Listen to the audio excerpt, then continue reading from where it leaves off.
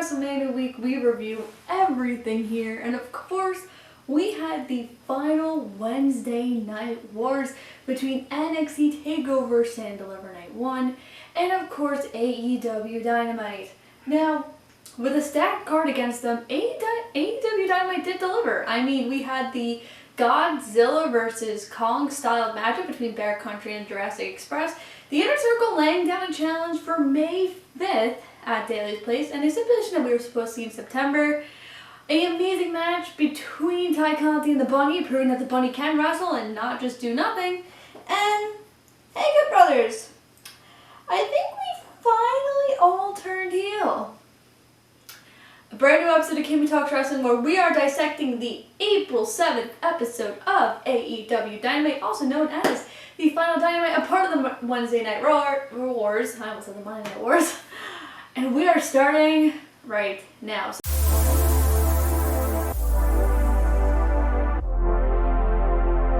So of course, yes, I did watch both NXT and AEW at the same time while podcasting. And yes, that does have a lot of skills. We gotta review it. And yes, tomorrow's ratings are going to be very interesting. I think if NXT still loses the ratings compared to Dynamite, there's going to be a little hell to pay. But I'm not here to talk about TakeOver. If you want to watch that video, watch the video I published about 10 minutes ago. There you can see my review. But let's kick it off with the Godzilla versus Kong style matchup between Bear Country and Jurassic Express. This was a back and forth contest, and Bear Country looks so good. Bear Country has really only been on Dynamite up until like Revolution when they were doing that tag team style battle royal. And they were going back and forth, back and forth, back and forth with the Jurassic Express. And it makes them look so impressive and so cool. I like the stipulation of this match. Well, not really the stipulation, but just like the theme of it because it was Godzilla versus Kong and it's playing off the movie that they just released. And that's a huge thing on TNT, so props to them. But this was a really good match. I'm really hoping they sign Bear Country soon because I really think they could do something big in the tag team division and make it more depth and more diverse. And it can make AEW keep on going forward. So, Tony, sign Bear Country. And from there, we go to the Inner Circle returns. Now, we saw them last week when MJF was very much showing off that they were going to getting an interior designer to redesign the Inner Circle's locker room. And they had a personal designer when they were looking through and they saw the Inner Circle and they got such a beatdown. Chris Jericho talks about how they're back in black because they were wearing all black. I guess like, I don't know, mourning the loss? I don't know. They're back in black and they have this new fire in them, and you know MJF's only 25, and when he was 25, when Jericho was 25, he was still green, and see he still has wet dreams. And MJF might say he's the pinnacle of the business right now, but there is no way in hell that is that. Comparing just the Inner Circle and the Pinnacle, the Inner Circle has very big up-and-comers such as a Sammy Guevara, a LAX / Proud and Powerful, and oh no, Wardlow's in. And they also say that the beatdown a couple weeks ago where, you know, they were busted open, the blood really taught them and really brought this fire back in them, and they are challenging them to a blood and guts match. So this is going to be the styled match off of War Games, and it's going to be, you know, the classic 4-on-4. And as soon as the Pinnacle comes out and beats them up, guess who comes back? Iron Mike Tyson. And the only problem I have with this is the last time Mike Tyson was on Dynamite, he was feuding with Chris Jericho, and now he's somewhat in the Inner Circle for no reason. Obviously times changed. Mike Tyson was on a February episode of Dynamite where they were kind of hinting that they were going to do Tyson and Jericho because of what happened on Raw 10 years ago where Tyson hit Jericho. But my only problem with that is just, you know, to me, like just being the wrestling nerd, statistician, encyclopedia that I am, I do remember that.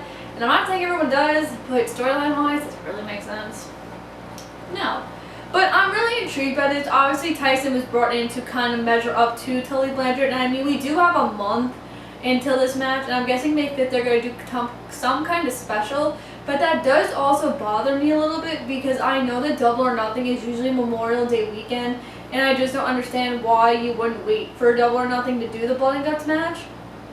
And why you're going to have like this mini AEW special on May 5th when you have a pay-per-view 3 weeks later.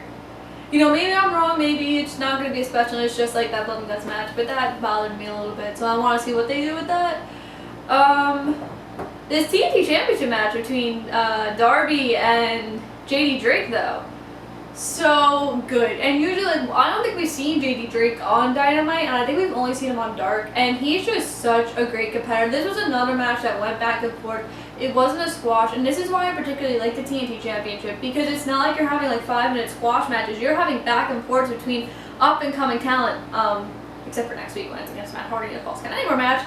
But this was something really intriguing. I thought it was really good. This match maybe went for 15-20 minutes, and it was a good back and forth between both of them. Obviously, Darby gets the win here, and I'm also kind of confused because Lance Archer, like, Sting did an interview before this, and Jake interrupted him, and then Lance Archer interrupted him, so I don't know if Lance Archer's going after Sting, or if Lance Archer's going after, like, Darby, or if it's going to be, like, Jake Roberts and Lance Archer versus, Darby and Sting, which is a little scary, meaning we kind of just did that. But I don't know where we're going with this. It would be interesting to see Darby and Lance, just because, you know, like the size difference, and Lance is a really good wrestler, so it would be really intriguing to see how they're going to do that match, and I'm assuming they're going to do that Double or Nothing. But please don't do the tag team match. Please. I beg. I beg. I'm begging. Another good match, though, was Ty Conti versus the Bunny, and I don't think the Bunnies only had, like, matches on Dark. I don't think the Bunnies wrestled on Dynamite. And if you've seen Allie wrestle in Impact, she's such a good wrestler. And this match, yet again, went for a good 10-12 minutes. Great back and forth. And Ty Conti is such on the roll right now. I really want her to throw Sheeta at Double or Nothing. I mean, I would rather want Britt, but still, like, Ty Conti's on such a roll. And it's so good. -1 was out there, the Dark Order was there, and it was such a great matchup. And I don't know what's next. I don't know if maybe on that May 5th special, Ty Conti's going to, like, challenge Sheeta, and that's going to be Conti and Britt. I don't really know, but this was a really good match. And if you just seen Ty Conti's progression from the first Mae Young Classic back in 2017, 16? I want to say 17. Back in 2017 to now, it's just a complete 360, a complete turnaround, and it just shows, like, the passion, the grit, and determination that Ty Conti has as an individual. And I'm not just saying that because I've worked with Ty Conti personally, and she's just the coolest person ever in history. But this is a really good match, and I'm really hoping that it does pay off in the end, and Ty Conti does get that AEW Women's Championship, or at least a shot at Sheeta down in the near future. And I gotta talk about my good brothers here. Luke, thank you. Luke and Carl, thanks for the shirt. Did we all turn heel? I think we all turned heel. So this obviously culminates in our big 6-man tag team match. And it was the Young Bucks and Jon Moxley versus Kenny and my good brothers. And there was, you know, like, what's going to happen? Are the Young Bucks really against Kenny? And this was a really good match. Like, they were really beating down Kenny. And then Moxley just started, like, beating up Kenny. And the Bucks were like, why are you doing that? Why are you doing that? And then, like, Moxley kept on pushing Nick, and then it was just boom. And I remember, like, just seeing Matt's face, Matt was like, damn it. And, you know, obviously Kenny and the Good Brothers get the win. They're all just, like, staring at each other, and it's like, did we just turn heel? I think we just turned heel. So it's good to see them as a team again, like, all of them together, because, you know, I also support my Good Brothers. I'm their good sister. But I'm intrigued to see where we go with this, because this would be a match I'd like to see for Blood and Gut. Well, it gives time for Kingston and Moxley to kind of go away to build a faction to go after the Elite.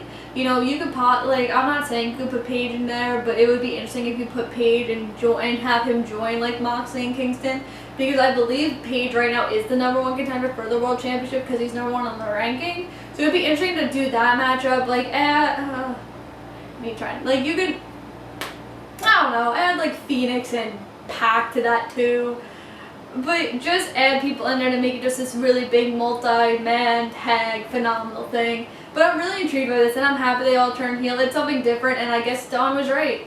Maybe they need to go back to that Matt and Nick that they were in Japan when they were too sweet, all elite, and all heel. And that's it for me on this AEW Dynamite review. Obviously, compared to NXT TakeOver, you really can't compare the two just because one was a pay-per-view and one was a regular show. But I thought Dynamite did the best they could compared to something as big as TakeOver. I'm intrigued to see what the ratings are tomorrow. If they're close, much greater than the other. we have a surprise. But yeah, the Wednesday Night Wars have officially concluded. I hope you enjoyed this wild ride, and I can't wait to watch wrestling every day of the week. So let me go over the schedule with you real quick. So obviously today is Thursday, so this is my NXT TakeOver Night 1 review, which is the video I just posted about 10-15 minutes ago, and then you have this video for AEW Dynamite. Tomorrow, you'll have my NXT Prelude, because yes, I'm watching NXT Prelude. You'll have that review up. You'll also have my WrestleMania predictions. I sit down with All Elite podcast host Kyle Masters. And you'll also have my NXT TakeOver Night 2 review a little bit later, just because today, I am working with Brooke Adams and Taryn Terrell, and I honestly don't know what time I'm getting out of that. And I have to literally watch TakeOver while I'm working with them. So I don't know, like, compared to, like, with Skylar, who I do the reviews with, I don't know when, like, by the time I end what time it will be. So that review might be up a little later, around like 2, 3 o'clock in the afternoon. Saturday, you'll have my SmackDown review. And then Sunday and Monday, you'll have my WrestleMania Night 1 and Night 2 review, and then everything's back to normal with wrestling all week. And yes, like I said, we'll be covering everything: Raw, NXT, AEW, Impact, and SmackDown. It's day 4 of WrestleMania week. We're almost there. I know it's a wild ride. Get ready, because it's about to get a lot crazier. And I honestly don't want to talk about the ones that were like, because you know, you honestly can't compare. But I do give props to AEW and NXT. They really killed it, and the real fans are us, the fans. And thank you guys for over a year of great entertainment and great wars. And I can't wait to see you both succeed on your respective nights. That's it for me. See you tomorrow. Enjoy NXT TakeOver Night 2. And Adam, get the job done, baby. Bye, guys.